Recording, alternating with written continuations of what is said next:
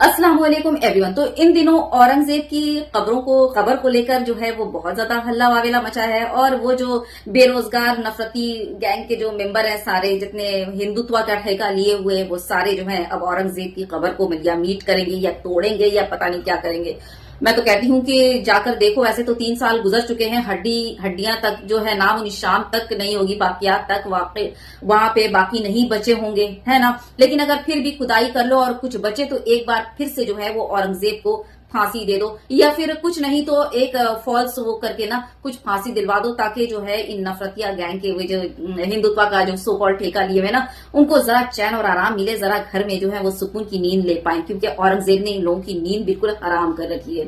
तो खैर, जैसा कि सोशल मीडिया में काफी वायरल है औरंगजेब की खबर को तोड़ने वगैरह को लेकर के, तो चलिए आपको एक इस से रिलेटेड एक मैं वीडियो दिखा रही हूं। पहले आप वीडियो ध्यान से देख लीजिए और हाँ, वीडियो एंड तक देखिएगा, क्योंकि वीडियो में कई सवाल हैं जिनका जवाब आपको कमेंट में देना है, इसलिए वीडियो बिल्कुल स्किप मत कीजिएगा, पूरी वीडियो देखिएगा और सवाल का जवाब देना बिल्कुल मत भूलिएगा, ठीक ना। तो पहले वीडियो देख लीजिए, फिर मैं बोलती हूँ। अस्सलाम वालेकुम रहमतुल्लाहि व बरकातहू। फिलवक्त मैं जो हूँ यहाँ पर औरंगजेब रहमतुल्लाह अलैह के जो खबर है उसके सामने खड़ा हूँ। पीछे खबर का हिस्सा है। यहाँ पर जो सबसे इम्पोर्टेंट चीज वो ये है कि यहाँ पर एक तख्ती लगी हुई है जो कहती है कि ये जो औरंगजेब रहमतुल्लाह अलैह की खबर है ये प्रोटेक्टेड मॉन्यूमेंट है, national importance under the ancient mountain monuments and archaeological sites and remains act 1958। अगर इसको किसी किस्म की कोई नुकसान पहुंचाता है, हटाने की कोशिश करता है तो उसको 3 महीने तक की सजा हो सकती है या उसको बढ़ाई जा सकती है। उसी तरीके से 5,000 रुपए तक की फाइन है। तो ऑफिशियली इस एक्ट के तहत तो कोई इसको हटा ही नहीं सकता। तो ये जो बातें चल रही है कि इसको हटा दिया जाएगा, ये कानूनी तौर पर इसको हटाया नहीं जा सकता। चाहे कोई भी ऑफिशियल्स जो है किसी लॉ के खिलाफ जाके इसको हटाना मुमकिन नहीं है। तो ये बात बिल्कुल हर एक कोई दिमाग से निकाले कि इसको ऑफिशियली कोई हटाया जा सकता है या हटाएगा। दूसरा, अगर कोई शरपसंद इसको हटाने की कोशिश करेगा तो कानून इसको प्रोटेक्ट करता है, जैसा मैंने जो पढ़कर सुनाया है कि 3 महीने की सजा या 5,000 रुपए का जुर्माना होगा। तो ये बातें चलते रहेगी, लोगों ने इस पर ज्यादा ध्यान नहीं देना चाहिए है। हाँ, तो देख लिया। तो मेरा बोलना ये है कि जब कानून खुद उसको प्रोटेक्ट करता है और उस पर कोई भी अगर हमला करता है या उसको तोड़ने की कोशिश करता है या कुछ भी नुकसान पहुंचाने की कोशिश करता है तो उसको 3 महीने की सजा और 5,000 रुपए का जुर्माना है। तो अब तक जितने लोग जो सोशल मीडिया में काफी वायरल हुई खबरों पर जाकर इस तरह से तमाशे किए, कितने लोगों को जेल भेजा गया और कितने लोगों पर 5,000 का जुर्माना किया गया, सवाल है ये, ठीक ना। 0 जवाब है उसका, 0। किसी पर भी कोई कार्रवाई नहीं हुई, क्योंकि यही तो है गंदी राजनीति, क्योंकि कोई मुद्दा ही नहीं बचा। एक पर एक मुद्दे आपके सामने इसी तरह से आते जाएंगे ताकि आप जो है असल मुद्दे से हटे रहो। असल मुद्दा क्या है? असल मुद्दा है बेरोजगारी, असल मुद्दा है महंगाई, असल मुद्दा है जीडीपी, असल मुद्दा है बच्चों का एजुकेशन, बहुत सारे असल मुद्दे पड़े हैं, ठीक ना। तो ऐसे मुद्दे पर बात करने या फिर उनका जवाब देने के तो लायक जो है वो है नहीं, तो क्या करेंगे?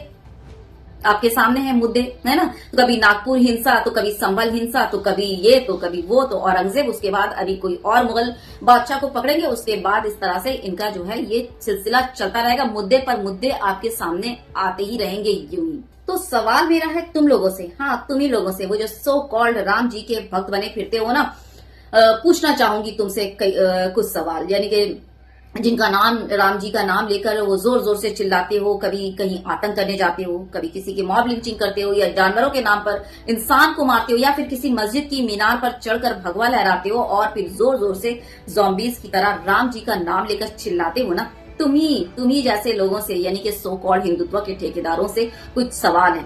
हाँ, वही राम जी, क्या तुमको पता है कि उनके बेटे का नाम पता है?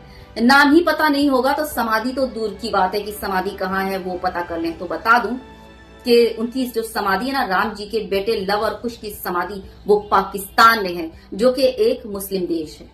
तो एक मुस्लिम देश में तुम्हारे राम जी के बच्चों की समाधि बिल्कुल महफूज है, और तुम जैसे घटिया लोग क्या कर रहे हो? मुर्दों को भी जो है वो नहीं छोड़ रहे हो। मरे मुर्दों के नाम पर गंदी राजनीति, और क्या बोलूं, राजनीति का घटिया वाला गेम।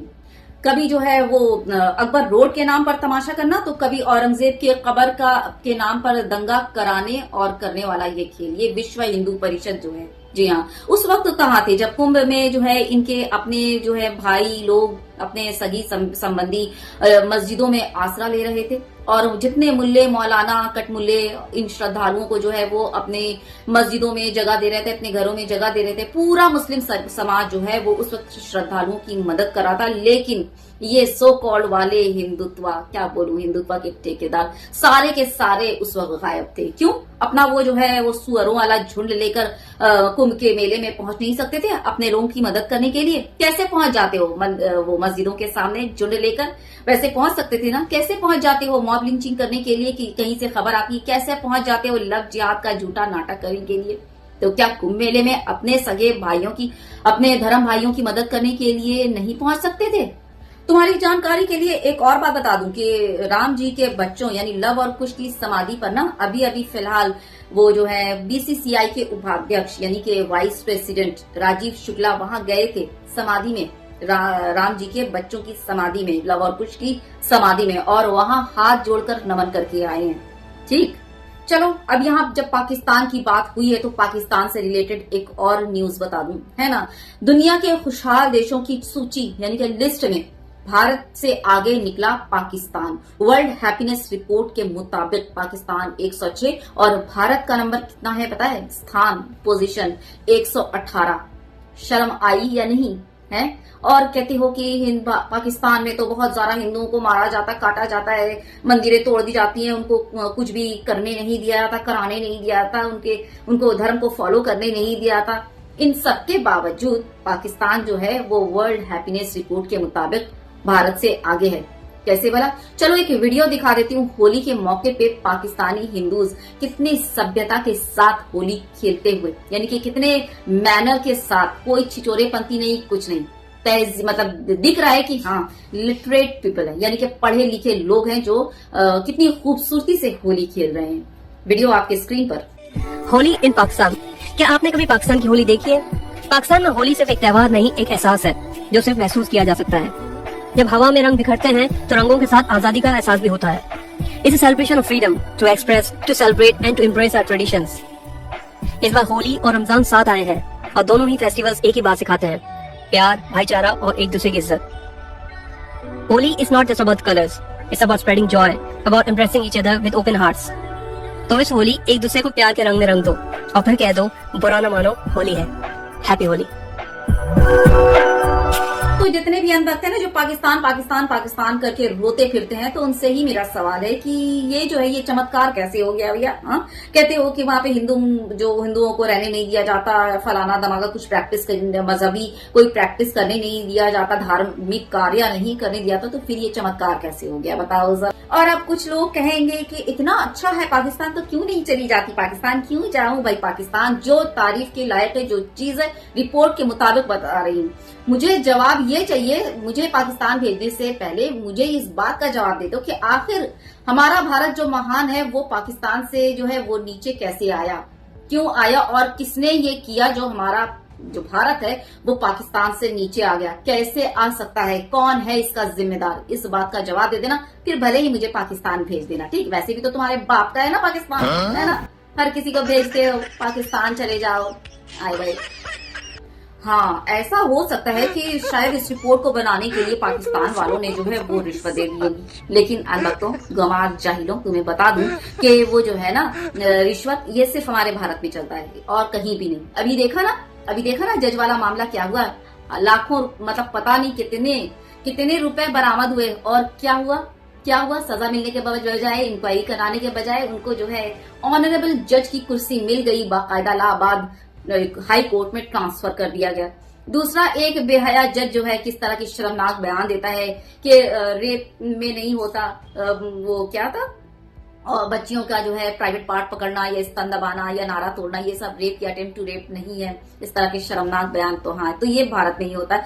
और जो है ना वहां पर अगर देने जाओगे ना रिश्वत तो उल्टा और अंदर कर दिए जाओगी। समझ आ रहा ना? और हाँ, पाकिस्तान भेजने का अगर इतना ही ज्यादा शौक है तो कुछ इन्फॉर्मेशन शेयर कर रही हूँ, ठीक ना। जो बहुत पाकिस्तान से बहुत उनको मोहब्बत है, रहते तो हैं भारत में, है ना, और संस्कारी समाज से भी ताल्लुक रखते हैं, लेकिन वफादारी, क्या बोलूं, वफादारी पाकिस्तान से पूरी की पूरी, यानी कि दूसरे अल्फाज में बोल लो कि जिस थाली में खाते हैं उसी थाली में छेद करते हैं। और अगर और ज्यादा समझाकर मतलब सुलझे हुए मतलब साफ सीधा बोलूं तो देश का गद्दार। ठीक, अभी फिलहाल 2 ही नाम बता रही हूँ, वैसे लिस्ट पड़ी है, बहुत लंबी है। ठीक, लेकिन अभी फिलहाल की मैं 2 लिस्ट बता रही हूँ। चलो ये लो मिलो भारत के गद्दार जिसका नाम है कुमार विकास। यूपी एटीएस ने गिरफ्तार किया। किस खुशी में? ऑर्डिनेंस फैक्ट्री की सारी जो है वो secret information Pakistani agency ISI के लिए जो है वो काम कर रहा था, उसे भेज रहा था सारे सीक्रेट इंफॉर्मेशन। देखा कितना ज्यादा मोहब्बत, तो भेजो। चलो अगर पिछवाड़े दम है और जो है तुम्हारे बाप का पाकिस्तान है तो जरा बेच कर दिखाओ, है ना? कौन? वही देश का गद्दार कुमार विकास। नाम से तो पहचान ही गए होगे, है ना? चलो अब दूसरा एक और देश का गद्दार मिलो, नाम है रविंद्र सिंह। आगरा का रहने वाला था, आगरा का। और पाकिस्तानी खुफिया एजेंसियों को जो है वो सेंसिटिव इंफॉर्मेशन भेज रहा था। एटीएस ने इसे भी गिरफ्तार कर लिया है। ठीक, हाँ भेजो पाकिस्तान, है ना? तो बस वीडियो को ज्यादा से ज्यादा शेयर कर दीजिएगा। बहुत ज्यादा अपना ख्याल रखिए। Take good care of yourself. जय हिंद, अल्लाह हाफिज।